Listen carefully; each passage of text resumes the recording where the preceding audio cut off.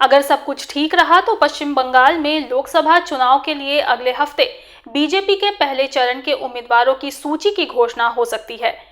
BJP के अंदर इस बात की चर्चा है कि बॉलीवुड का कोई top singer Asansol Lok Sabha seat से बीजेपी उम्मीदवार हो सकता है, जबकि कई लोकसभा सीटों पर बीजेपी अपने प्रत्याशी बदल सकती है।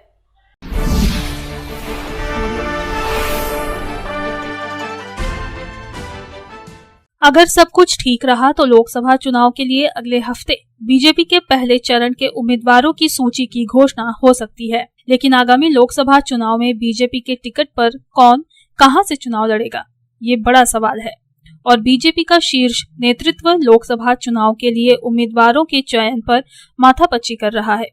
बीजेपी सूत्रों के मुताबिक कई सीटें ऐसी हैं जिन पर पार्टी नेतृत्व को लगता है कि अगर सीधे पार्टी उम्मीदवारों की बजाय अलग अलग क्षेत्रों के कुछ सफल लोगों को उम्मीदवार बनाया जाए तो जीत की संभावना बढ़ सकती है। उन लोकसभा सीटों पर उम्मीदवार कौन होंगे, इसका फैसला सीधे केंद्रीय नेतृत्व करेगा।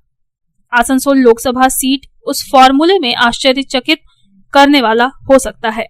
पार्टी के अंदर इस बात की चर्चा चल रही है कि बॉलीवुड का कोई top singer Asansol Lok Sabha seat से बीजेपी उम्मीदवार हो सकता है। उत्तर और दक्षिण कोलकाता निर्वाचन क्षेत्रों को अतिरिक्त महत्व दिए जाने की संभावना है।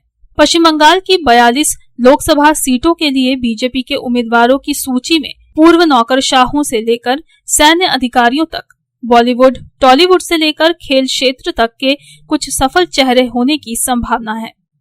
इसके अलावा बीजेपी के कुछ मौजूदा सांसदों के टिकट कटने की चर्चा चल रही है। सूत्रों के मुताबिक उत्तर बंगाल की दार्जिलिंग, जलपाईगुड़ी, अलीपुरद्वार, रायगंज और मालदा उत्तर सीटों पर बीजेपी द्वारा उम्मीदवार बदलने की संभावना है। इसके अलावा रानाघाट, बर्दवान, दुर्गापुर, बांकुड़ा, झाड़ग्राम, पुरुलिया में भी बीजेपी के उम्मीदवार बदले जा सकते हैं। बताया जाता है कि बीजेपी द्वारा लोकसभा चुनाव के लिए उम्मीदवारों के चयन करने के लिए 5 मानदंड निर्धारित किए गए हैं और 2 सर्वेक्षण करवाए जा रहे हैं।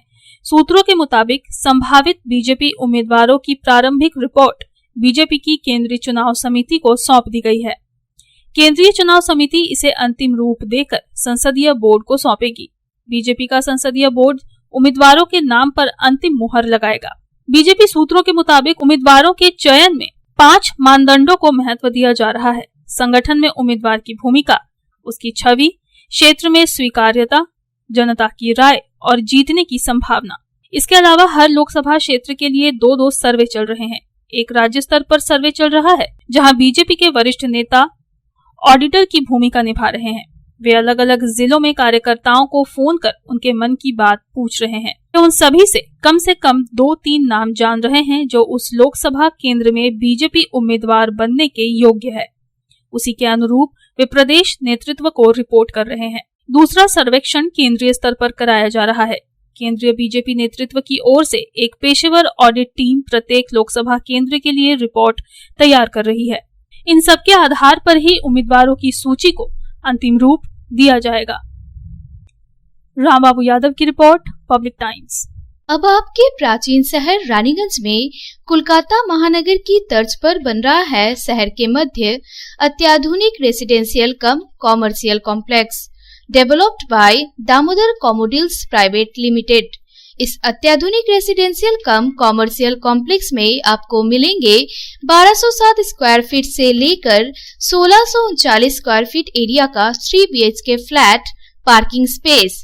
साथ ही साथ आपको मिलेंगे swimming pool, gymnasium, community hall, commercial shops, 24 hour lift और सिक्योरिटी गार्ड की फैसिलिटी।